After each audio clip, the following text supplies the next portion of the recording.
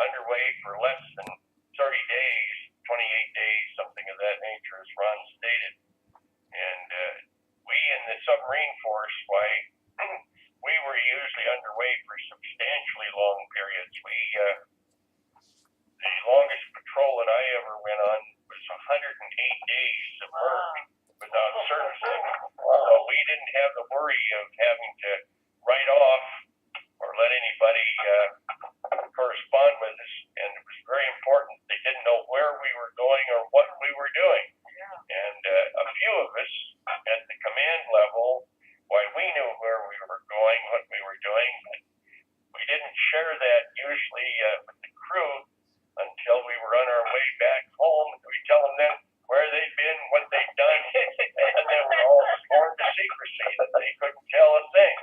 They just tell that we'd been to sea, we'd crossed the ocean, but that was it. And it was on a so-called need-to-know basis, in the sense that didn't have to know where we were or what we were doing. We didn't tell. And many times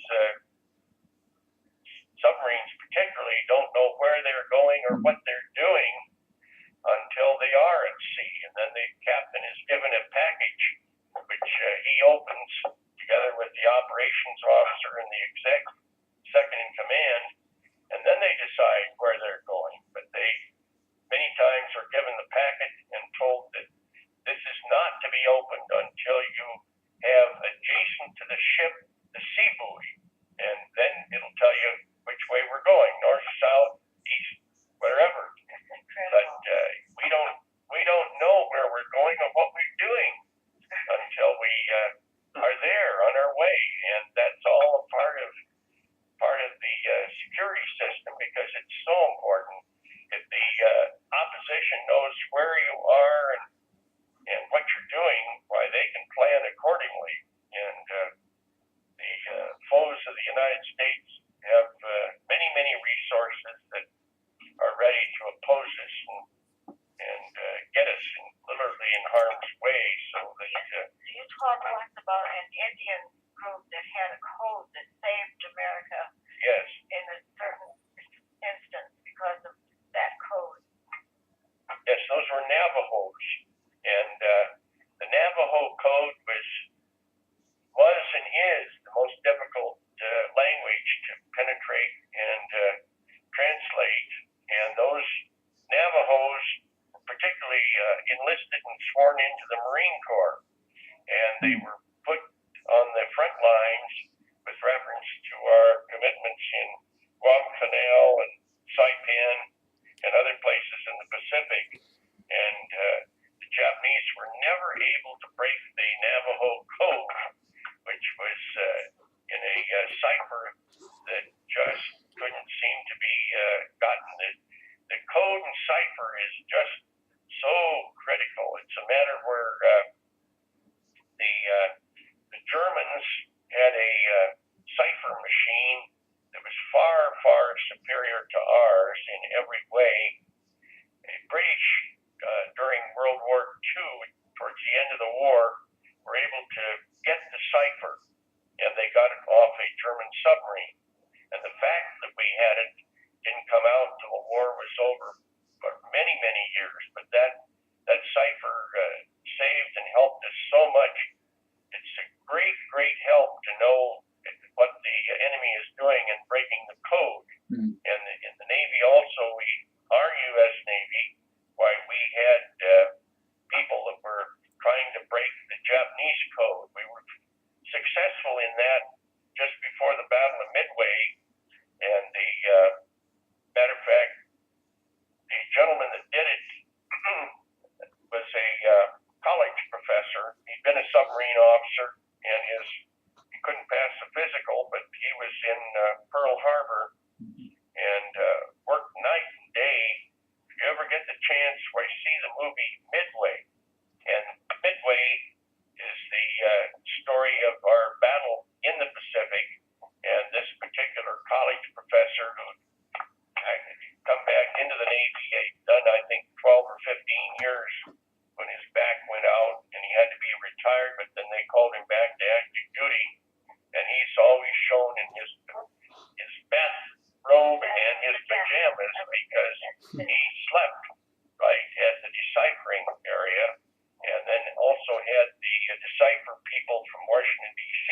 working as a team with him, but they undercovered, and the Japanese fell for the cipher that we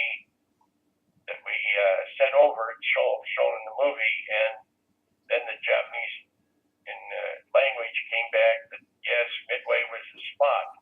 It meant all the difference in the world to us, because we had for many years felt that there was going to be an attack in the Alaska area, and there was a little bit of feign in the Alaska area, but it wasn't the real thing, and the Japanese wanted to pretend like that was the area, so that's the way it went. But You were at Midway? pardon me? We were at Midway? I was not at Midway. No, I was a midshipman at that time. Oh, okay. But no, I was not. Well, can we get the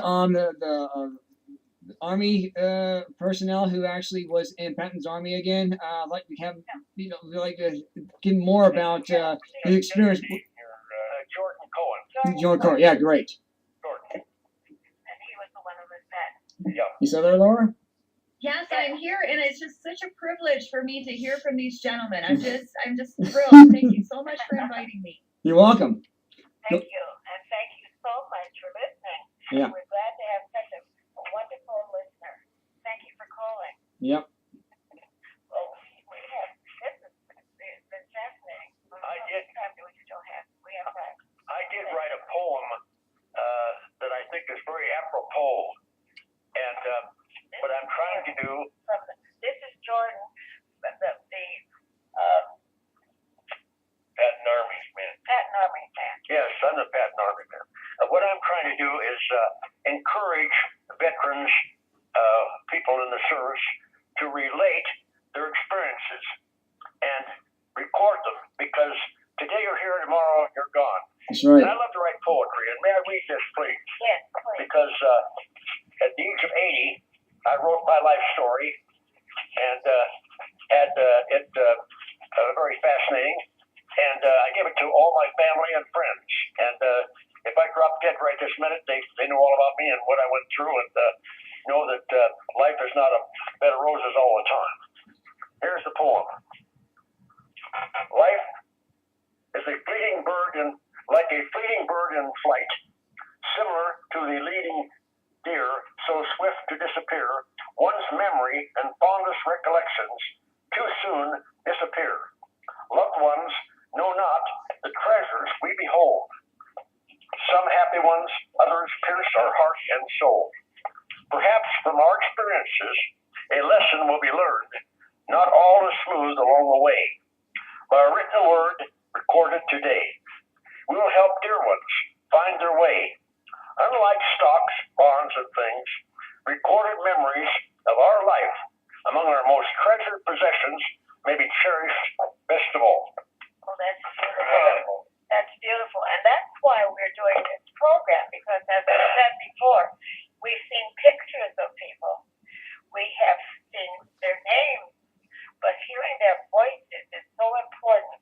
That's why music is so important, because music reminds you of things. Yes. You hear people's voices that reminds you of them. Right. The USO and all these people yell songs, they will never forget our heroes. But how are they going to remember all of them? Yes, my beloved brother Maury, Morris H. Cohen, was a first lieutenant and was with Wainwright, his right-hand man.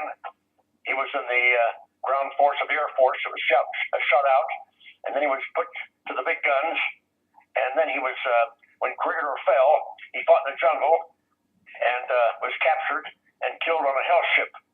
And if you want to learn the true misery that went through and how